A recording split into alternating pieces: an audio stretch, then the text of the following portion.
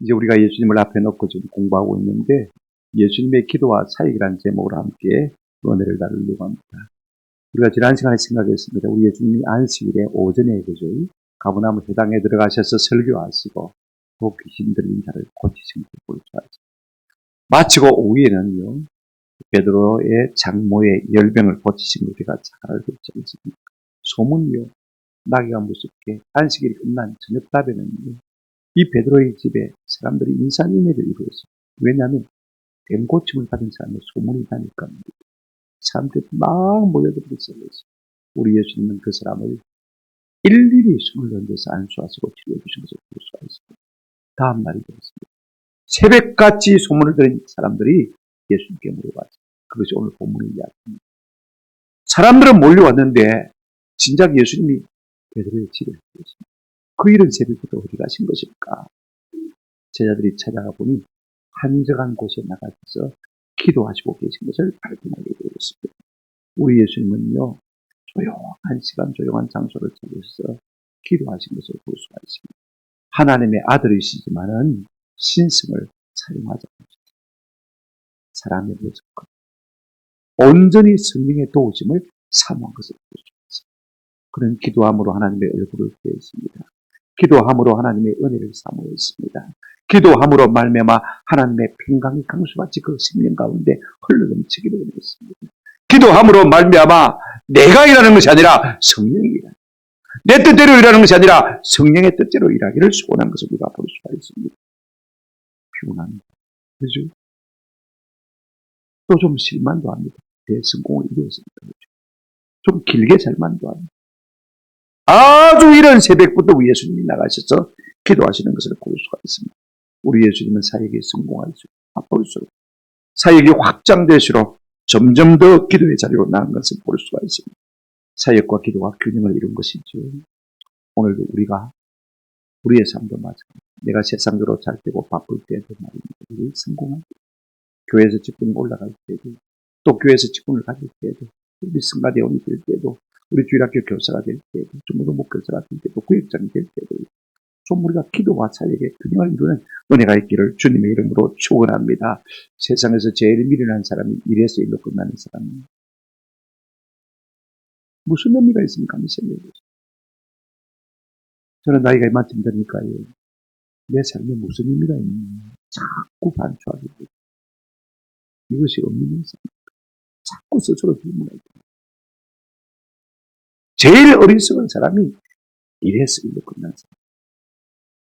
그러나 지혜로운 사람은 하나님이 찾는 사람, 하나님이 사용하시는 사람은 기도에서 이래서 기도로 나아가는 사람인 줄로 믿습니다. 우리 모두 이 같은 은혜가 있기를 주님의 이름으로 축원합니다. 이제 오늘 본문 우리가 세 단락으로 나누어서 하나씩 생각해 보려고 합니다. 첫 번째로 우리 예수님께서요 새벽 미명에 한적한 곳에 가셔서 기도하시는 모습을 우리가 생각해 볼 수가 있습니다. 많은 젊은 사역자들이 그러더라고요. 어느 놈이 새벽기도 만들어가지고 이 개고정시킨다. 제가 제 귀로 직접 들은 적도 있습니다. 새벽기도만 안 하면 목사를 합니다.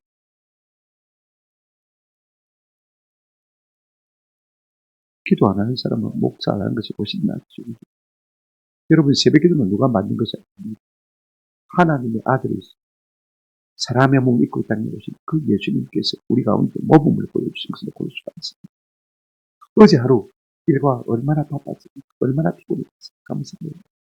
그리고 그 사역이 대성공을 이루었습니다. 그리고 아침부터 부르지도 않았음에도 불구하고 사람들 지금 모여들고 시작했습니다. 예수님 거기 없었습니다. 운동 가셨습니까? 등산 가셨습니까? 아니면 헬라어가 그 당시에 세계 공용이니까 헬라어 비어로 복음을 전하려면 그들 학원에 나갔습니다. 오늘 35절 한번 보시겠습니다. 새벽 아직도 밝기 전에 예수께서 일어나 나가 한적한 곳으로 가사 거기서 뭐 하시더니 기도하시더니 그렇게 피곤한 일과를 보냈어요. 그럼에도 성공하신 예수님께서 얼마든지 좀 더 길게 주무실 수 있음에도 불구하고 여러분 이런 새벽입니다. 매우 이런 새벽입니다. 두 가지 부사를 동시에 썼어요. 아주 매우 이런 새벽이라고 말하고 있어요. 새벽 5시가 아닙니다. 아마 2-3시가 되었을 거예요. 기도하시기 위해서 나가시다. 이게 기도하셨다는 말은요, 우리가 문법적으로 말하면 위할 욕학을 하는 거죠. 그날 하루 그렇게 한 것입니다.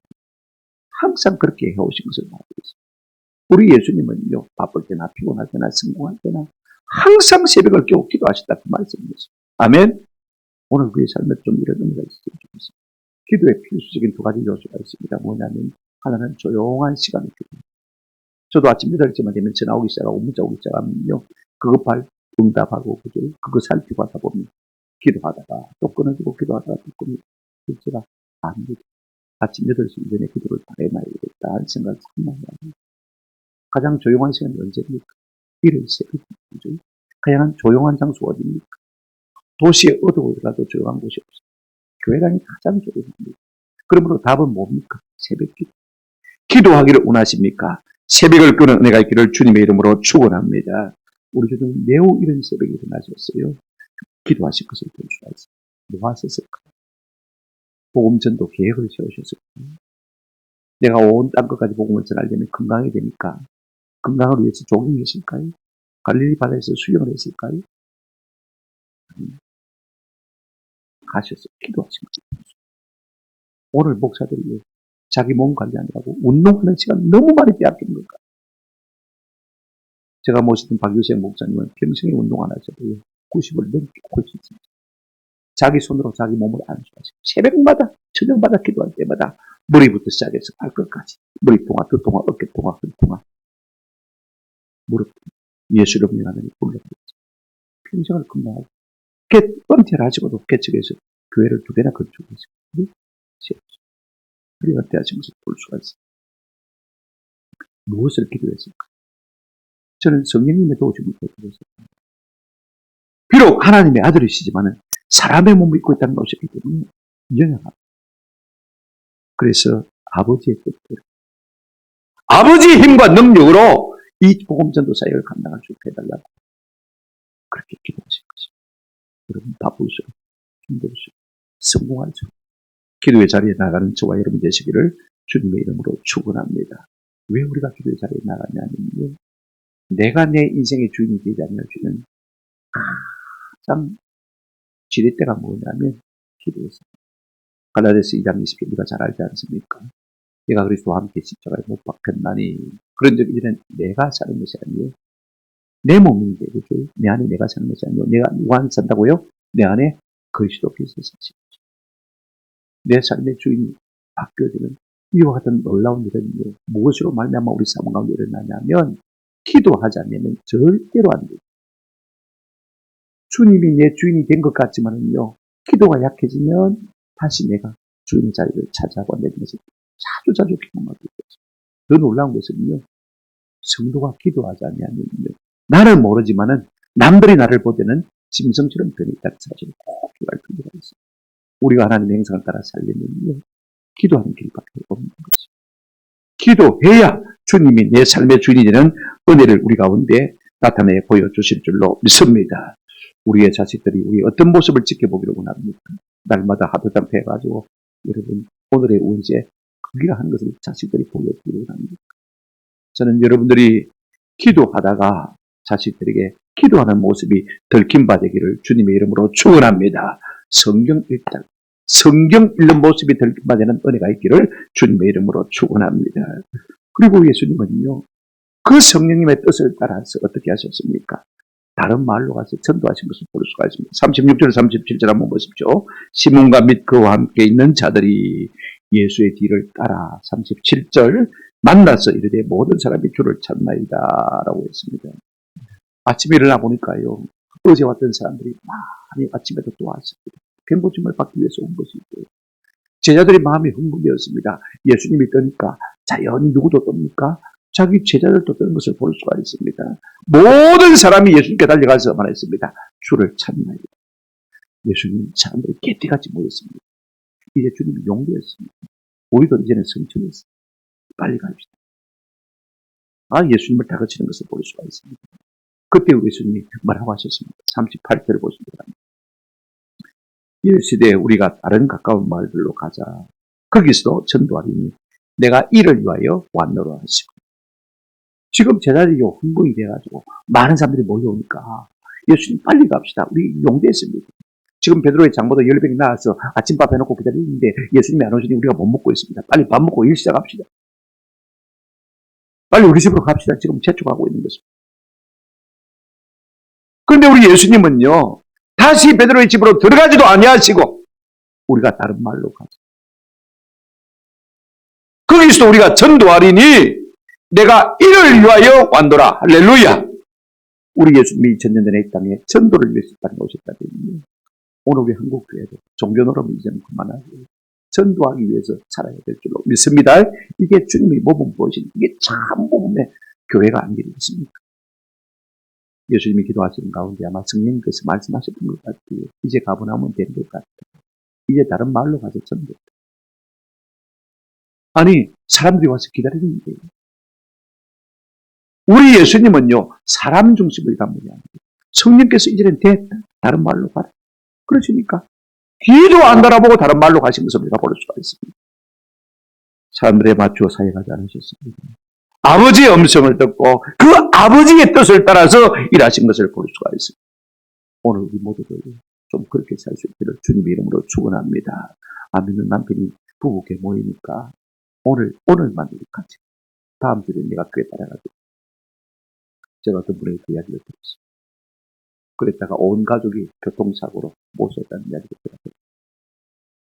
급필로 하는 이야기 아닙니다. 하나님이 오래 참으신 분입니다. 아멘. 하나님의 뜻에 분명하게 기록된 것은 말씀대로 우리가 살면 됩니다. 그죠? 하나님의 말씀에 애매한 것은요, 어떻게 하면 됩니까? 성령님의 도우심을 구하면 됩니다. 커피 한 잔을 앞에 놓고도 내가 이거 마실까요, 말까요? 한번 물어보세요. 내가 건강이 좋지 않으면요, 하나님 커피가 땡기지만은 이게 먹는 것이 내 몸에 유익하겠습니까? 안 유익하겠습니까? 한번 성령님의 인도를 구해보시기 바랍니다. 저 옛날에는 하루 한 잔 꼭 마셨습니다만, 이게 조금 아니다 싶은 생각이 들 때마다 커피는 먹고 싶은데 물어봅니다. 커피 먹을까? 그래 어떻게 하셨습니까? 39절 보시기 바랍니다. 이 온 갈릴리에 다니시며 그들의 여러 회당에서 전도하시고 또 귀신들을 내쫓으시다. 온 갈릴리에 다니시면서 복음을 전하신 것을 볼 수가 있습니다. 복음이 뭡니까? 자신 아닙니까? 예수께서 내가 곧 길이요. 내가 곧 그 진리요. 내가 곧 그 생명. 내가 메시아. 내가 아담이 잃어버린 죄로 말미암아 잃어버린 하나님의 형상을 회복하기 위해서 이 일을 위해서 내가 와요. 아담이 죄로 말미암아 잃어버린 에덴 동산을 회복시켜주기 위해서 너희의 죄 문제를 해결하기 위해서 아들을 낳으린 이름을 예수라라. 이는 그가 자기 백성을 함따랐다. 저희 죄에서 구원할 자이십니다.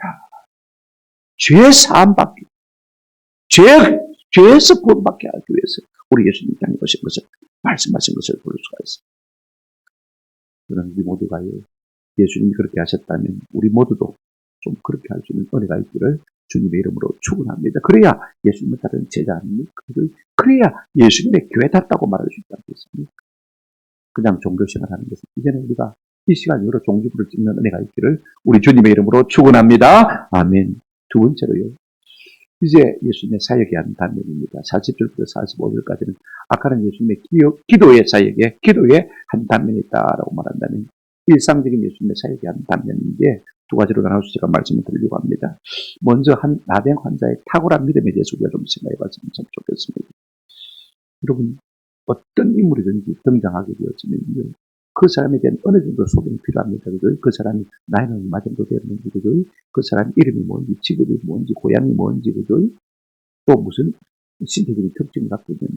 말이 오늘 본문에 보니까 밑도 끝도 없이 문디같이 말합니다. 자, 오늘 본문 보실까요? 40절 같이 한번 보시기 바랍니다. 한 나병 환자가 예수께 와서 꿇어 엎드려 간과 이르되 원하시면 저를 깨끗하게 하실 수 있나이다. 그냥 한 나병 환자. 병행구절이 마태복음도 마찬가지고 병행구절이 누가복음도 그냥 한 나병 환자. 이름도 끝도 없습니다. 여러분 나병이 뭡니까? 히브리어는 자라트란 말인데요. 요즘으로 말하면 문둥병 하면 좀 알아듣는 사람이 있고 또 요즘 또 문둥병 하면 못 알아듣는 사람도 있어요. 한센스도 그죠? 알지 않습니까? 근데 구약의 이름은 차라트입니다. 이 차라트 말은 차라! 차라! 차버리라! 차라. 차라란 말은 때립니다. 치다 하는 그런 뜻을 갖고 있습니다. 여러분, 나병은 하나님이 때리신 것, 하나님이 치신 겁니다. 그래서 사람이 낫게 할 수가 없습니다. 그렇지 않습니까? 누가 이 나병을 주셨습니까? 마귀가 주었지요. 그럼 하나님이 허용하지 않으면 이 병에 심을 수 없는 것 우리가 잘 알고 있습니다. 왜 이와 같은 악한 질병들이 심어나는 것입니까? 죄악 때문인 것입니다. 그런데 오늘 이 본문에 나온 한 나병 환자는요, 죄로 말미암아 몸은 문드러졌지만 그 마음은 구원을 향한 주님을 향한 갈망이 대단한 것을 볼 수가 있습니다. 저는 그의 믿음을 탁월한 믿음이다 이렇게 표현하고 싶은 생각이 들어요. 뭘 보고 그렇게 알 수가 있느냐? 40절 여러분 다시 한번 보시기 바랍니다. 그의 믿음에는요, 간절한 절박함이 있습니다. 40절 보실까요? 한 나병 환자가 예수께 와서 꿇어뜨려 간구하 이르되 원하시면 저를 깨끗하게 하실 수 있나이다. 이 한 절 안에서 읽을 수 있는 분위기가 뭐냐면요, 이것이 나병 환자는 구약의 율법에 의하면 함부로 정상적인 사람 앞에 나타날 수가 없습니다. 일단 나병에 걸리게 되어지면 가족에게도 쫓겨납니다. 서업에도 살 수가 없습니다. 그러니까 마을밭, 성문 밖에서요, 골짜기나 볼 같은 데서 평생을 사는 것입니다. 그러니까 하나님의 성전에 나아갈 수 없습니다. 하나님께도 버림받은 삶인 것을 볼 수가 있습니다.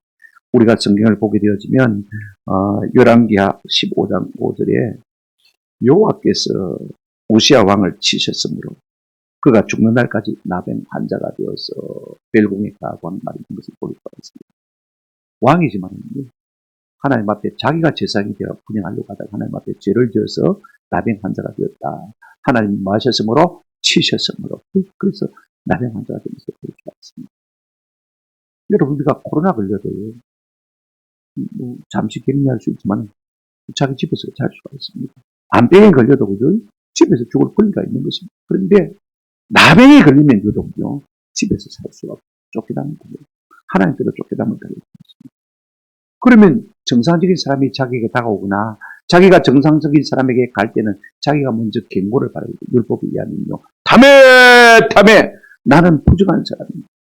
부정한 사람이요 조심하십시오. 미리 예고를 드립니다. 그런데 이 한 사람 나병 환자는요, 갑자기 뜬금없이 예수님 앞에 나타났습니다. 그런데 예수님 얼마나 놀랐겠습니까? 이것은요, 자칫 잘못하면 돌에 맞아 죽을 수 있는 것입니다. 그런 목숨을 들고 예수님께 나타났습니다. 평생을 얼마 동안 나병으로 고생했는지 모르지만 그 마음속에 이제는 이 지긋지긋한 저주에서 이 나병에서 벗어나고 싶은 절박한 마음이 그를 살렸고 있는 것을 볼 수가 있습니다. 간절한 절박한 우리 가운데 하나님의 은혜를 가져온 줄로 믿습니다. 그런가 하면 이 나병 환자에게는 그 믿음이 탁월한 이유가 뭐냐면 바른 신앙 고백이죠. 오늘 본문 보시기 바랍니다. 한 나병 환자가 예수께 와서 꿇어엎드려 간구하 이르되 원하시면 저를 깨끗하게 하실 수가 있나이다. 그래서 이게 원하시면이란 단어 앞에 주여란 단어가 빠져 있습니다. 마가복음 빠졌고요. 마태복음과 누가복음은 다 주여 주께서 원하시면 나를 깨끗하게 하시오. 대개 사람들은요, 어려운 사람들, 높은 사람들을 만나서 높여 부를 때는 라비어 혹은 라본이어 그렇게 불렀을 거예요. 선생님이라고 말합니다. 오늘 우리도 그렇게 부르고 있지 않습니까? 나이가 비록 나보다 어려도 지위가 높거나 권세가 있는 사람에게는 선생님 이렇게 하든지 직함을 부르든지 그렇게 부릅니다. 그런데 오늘 이 나병 환자는 예수님께 뭐라고 불렀습니까? 주여 아도나이. 무슨 말입니까? 당신은 나의 하나님이십니다라는 고백인 것입니다. 사람의 몸을 입고 이 땅에 오셨지만 내 나병의 문제를 능히 고치시고 치료하실 수 있는 당신은 하나님의 아들이시오. 나의 하나님이십니다. 아멘. 우리가 믿는 예수님은 하나님이신 것입니다. 이 믿음이 우리 가운데 있기를 주님의 이름으로 축원합니다. 그런가 하면요, 이 나병 환자의 믿음이 탁월한 것은 전적인 어탁의 믿음이 있었습니다. 보실까요? 주여 원하시면 저를 깨끗하게 하실 수 있나요? 원하시면 저를 깨끗하게 하실 수 있나요? 주님 꼭 나를 고쳐줘야 됩니다. 안 고쳐주면 안 됩니다. 그런 말 아닙니다. 주님이 안 고쳐주면 내가 죽겠지만 주님이 고쳐주면 내가 살 수가 있습니다. 내 가족에게로 나아갈 수가 있습니다. 그 급박한 상황 가운데서 일색일대 예수님을 한번 만날까 말까 하는 그 급박한 상황 가운데서 하나님의 뜻을 의하는 것을 볼 수가 있습니다. 내 뜻이 아니라 전적으로 주님께 내 운명을 맡기는 것을 우리가 볼 수가 있습니다. 여러분, 어떤 믿음이 응답합니까? 절박한 믿음, 간절한 믿음. 오늘 우리는 고난 가운데 있으면서, 문제 가운데 있으면서, 딱한 환경 가운데, 비참 가운데 있으면서 다음에 기도하지, 내년에 기도하지. 얼마나 답답한지 몰라요. 예수님이 나의 하나님이시를 믿는다면 만세를 지치고 그분 앞에 나갈 수 있는데 그 믿음이 우리 가운데 없는 거예요. 전능하신 하나님, 그죠? 그분에 대한 믿음이 있다면요. 우리가 이 형편 가운데서 여태까지 이렇게 살 수 있습니까? 없습니다. 그런가 하면 전적인 뜻하게 믿음이 우리 가운데 있는 것입니다. 히브리서 11장 6절에 보시면 우리가 잘 알지 않습니까? 믿음이 없이는 하나님을 기쁘시게 못하는, 하나님께 나간 자는 반드시 그가 망한 것과 계신 것, 내가 간구할 때 이 자리에 계신 것을 믿어야 됩니다. 그리고 그를 찾는 자들에게 마시는 이심을 상 주시는 것입니다. 상 준다는 말이 무슨 말입니까? 내가 구한 대로 응답하신다, 그 말이 있습니다. 아멘? 이런 믿음을 가지고 하나님 앞에 부르짖을 때 하나님께서 우리 가운데 역사하실 수가 있는 것입니다. 저는 우리가 이런 믿음의 소유자가 되기를 주님의 이름으로 축원합니다. 이와 같은 탁월한 믿음을 보였을 때 우리 주님께서는 이와 같은 탁월한 믿음 가운데 탁월한 사랑을 가지고 즉시로 응답하셔서 끝까지 하신 것을 볼 수가 있습니다. 이제 예수님이 어떻게 하시는지 우리가 살펴보십시오. 우리 예수님은요, 이 나병 환자에게조차도 그 짓물나고 묻어지고 냄새난 악취가 풍기는 그 나병 환자의 몸에 손을 얹어 고치시는 탁월한 사랑을 나타내 보이시는 것을 우리가 본문을 통해서 볼 수가 있습니다. 오늘 이 나병 환자에게는 다른 사람에게 없는 탁월한 믿음이 있었고, 그 믿음을 바라보는 예수님의 마음 속에는요, 그를 향한 애타는 사랑이 있었던 것을 우리가 보게 되죠. 본문 보십시오. 첫째로 우리 예수님은 탁월한 사랑이라고 말할 때 무엇을 두고 탁월한 사랑이라고 말할 수 있냐? 41절 여러분 한번 보시기 바랍니다. 41절 보시면 이런 말씀이 있습니다. 예수께서 불쌍히 여기사 손을 내밀어 그에게 대시며 이르시되 내가 원하노니 깨끗함을 받으라 하신다. 예수께를 자 보십시오. 예수께서 한번 따라합시다. 불쌍히 여기사. 우리 예수님은 그걸 불쌍히 여기죠. 이게 무슨 말이냐면 이 말을 가장 원문대로 잘 번역한 우리나라 말이 있습니다. 저는 성경을 새로 번역하고 제가 번역위원이 된다면요, 불쌍히 여기다는 말을 전부 이렇게 바꾸어서 한번 따라합시다. 애절하게 여기셨다. 애절하게. 애자는 창자의 자입니다. 그걸 절은 끊는다는 말입니다. 끊어있죠. 창자가 끊어질 듯한 아픔을 느끼셨다는 말입니다. 죄로 말미암아 그 비참한 나병을 가지고 가족에게서 쫓겨나서 말입니다. 짐승처럼 광야에서 살아가고 있는 그 모습을 우리 주님이 모르시는 것 아니지 않습니까? 얼마나 불쌍. 창자가 끊어지던 애틋함을 우리 주님은 느끼셨다. 죄는 인간이죠. 아파하기는 우리 하나님이 아파하시는 것을 볼 수가 있습니다. 사람이 가장 아파할 때가 언제입니까? 여러분이 마음이 가장 힘들 때가 언제입니까? 자식이 병들어서, 자식이 범죄하고 타락했을 때, 죄를 질 때, 사람 안 될 때, 그죠? 우리의 마음이 어떻습니까? 애간장이 녹아지지 않습니까? 다 그러면 뭐 아프게 하지 말지. 하나님은 사랑이십니다. 그러나 동시에 하나님은 무엇입니까? 공의하십니다. 공의를 지켜야 됩니다. 안 아프게 할 수 있지만 공의 하나님이시기 때문에 동시에 아픔을 주어서라도 고쳐내셔야 되는 것을 볼 수가 있습니다. 우리가 자식을 초달하고 나면 누구의 마음이 더 아픕니까? 자식 앞에서는 울 수가 없지만 때리고 난 다음에 부모가 나중에 홀로 방에 들어가서 대성통보라고 울 때가 많지. 죄는 자식이 짓는데 왜 부모가 그렇게 아프합니까? 이것이 우리 하나님 아버지의 마음입니다. 그래서 예수님을 이 땅에 보내주신 것 아닙니까? 우리 예수님은요, 이 나병 환자의 죄로 말미암은 그 비참함을 보시고 애절한 창자가 끊어지는 것 같은 아픔을 느끼신 것을 볼 수가 있습니다. 이게 사랑 아닙니까? 그래서 어떻게 하셨습니까? 오늘 41절 다시 한번 보시기 바랍니다. 불쌍히 여기사 손을 내밀어 그에게 마시며 대시며. 그 태어 나병 환자인데 우리 예수님 말씀으로도 고칠 수가 있지 않습니까? 무엇 때문에 그 진물나는 그 썩은 문드러진 그 모습을 갖다가 뭐가 좋아서 냄새 나는데 그게 손을 얹으시기를 원하시겠습니까? 우리 같으면 어떻게 했겠습니까? 갑자기 어떤 인간이 나타났는데 정상인 줄 봤더니 아닙니다. 코도 입도 다 문드러지고 눈도 하나 빠져있고 이빨은 거의 다 빠져있고 손도 잘려나가고 몽땅소리 온몸에는 피고름이 흘러서 냄새가 나고 악취가 진동하고 거기서 내가 고쳐줄게 딱 서있으라 고쳐줄게. 아마 우리는 그랬을 것 같아요. 여러분 그 나병 환자가요 얼마나 사람이 그리웠겠습니까? 집에서 쫓겨나간 이후로 사람과 접촉할 수 없습니다. 여러분 사람에게 가장 긴급하게 필요한 필수 요소 5가지가 있습니다. 첫째가 식량에 대한 말인데요. 공기, 산소들. 공기 없으면 숨 못 쉬면 죽잖아요. 두 번째가 물입니다. 세 번째가 제가 밥인 줄 알았더니 휴식입니다. 네 번째가 밥입니다. 다섯 번째가 뭘까요? 안 들었다. 접촉. 짐승과 접촉하는 거지 않아도 사람과. 요즘 젊은 사람들이 대안경 같은 거 자꾸 그러는데 뭔가 마음이 공해서 그런 거. 사람과의 접촉을 통해서 인간관계를 통해서 만족을 못 얻으니까요. 자꾸 짐승하고 엉뚱한 짓하는 걸 볼 수가 있어요. 어린아이도요. 먹을 것 다 주로 신체적인 접촉이 없으면 얼마나 죽는다 그래요. 사람은 사람의 손이 그리운 것이죠. 우리 주님은요. 손을 대신 볼 수가 있어요. 우리가 지난 시간에 생각했지 않습니까? 그죠? 우리 예수님께서 저녁밥에 그죠? 베드로의 집에 모여든 사람들을 일일이 손을 얹어서 마셨다고요? 치료하셨다. 그 이유를 갖다가 마태복음은 이렇게 말했습니다. 8장 17절을 보시면요.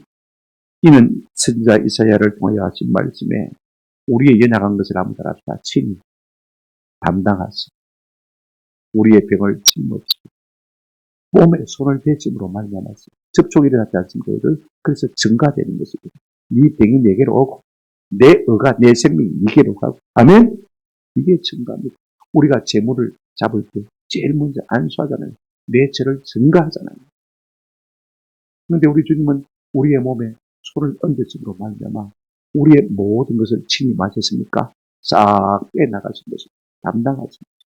할렐루야. 이게 이사야 53장 말씀의 인용인데요. 4절부터 6절 말씀 특별히 다 읽을 수 없고 5절 한번 같이 보십시오. 시작. 그가 찔림은 우리의 허물 때문이요. 그가 상함은 우리의 죄악 때문이다. 그가 징계를 우리는 평화를 누리고 그가 채찍에 맞음으로 우리는 나음을 그분이 채찍에 맞음으로 우리가 나음을 받습니다. 아멘? 이 같은 의미가 이거예요. 그가 대신 당하신 것입니다. 손을 얹어서 대신 우리의 모든 것을 가져가신 것입니다. 오늘 우리의 삶에도 예수님께서 좀 우리를 만지시사 우리의 모든 양함과 모든 질병과 모든 죄악과 모든 가난과 환경의 어려움들이 예수께로 증가되어지고 우리에게서 물러가는 은혜가 있기를 주님의 이름으로 축원합니다. 그런데 우리 주님 더 놀란 말씀이십니다. 손을 얹어 대시며 이러시되 한번 더 합시다. 내가 원하노니 깨끗함을 받으라. 이 말씀입니다. 이 나병 환자가 한 말을 그대로 받았어요. 네가 원하냐? 나도 원한다. 나도 그게 내 뜻이다. 우리 예수님은요. 우리가 깨끗해지기를 원하시는 줄로 믿습니다. 우리가 질병에서 나음을 입으시기를 원하시는 줄로 믿습니다. 그렇습니다. 우리의 가난에서 벗어나기를 원하시는 것이 주님의 뜻인 것입니다. 우리의 환경에서 펴지기를 원하시는 것이 주님의 뜻입니다. 여러분 예레미야 예가는요. 이 유다 백성들이 죄로 말미암아 망하고 그죠? 나라가 망했을 때 예레미야 선자가 눈물의 선자 아닙니까? 탄식하며 지은 시가 바로 이 예레미야 예가입니다. 3장 33절 기억하기 좋죠. 그죠? 3장 33절 귀한 말씀이 있습니다. 같이 한번 읽어봅시다. 시작. 주께서 인생으로 고생하게 하시니 근심하게 하심은 본심이 아니시다 라고 했습니다. 아이고 왔다. 본심이 아니면 그렇게 하지나 말지. 병주고 약주. 얼마나 아까 제가 말씀드렸죠. 하나님은 분명히 사랑의 하나님입니다만 공의 하나님이죠. 공의 하나님이 때리셔야 우리를 바르게 하실 수가 있는 것입니다. 아멘? 그냥 죄를 지어도 허하고 허벌레하고 웃고 있다면요. 그건 비정상이 되지 않습니까? 자식 짓기가 죄를 짓는데 가만히 두고 있을 부모가 누가 있습니까? 이와 같은 징계가 없다면 이스라엘 백성이 참 이스라엘 백성이 될 수도 없고 교회가 교회 될 수도 없고 성도가 성도 될 수가 없는 것입니다. 그럼에도 불구하고 우리 예수님은요, 우리가 다 잘 되기를 원하시는 것을 볼 수가 있습니다. 주께서 인생으로 고생하게 하시니 근심하게 하시니 뭐가 아니라 본심이 아니고 그렇게 말씀하고 있습니다. 이 말씀은 꼭 기억하십시오. 이사야 53장 5절 말씀을 다시 한번 반복하겠습니다.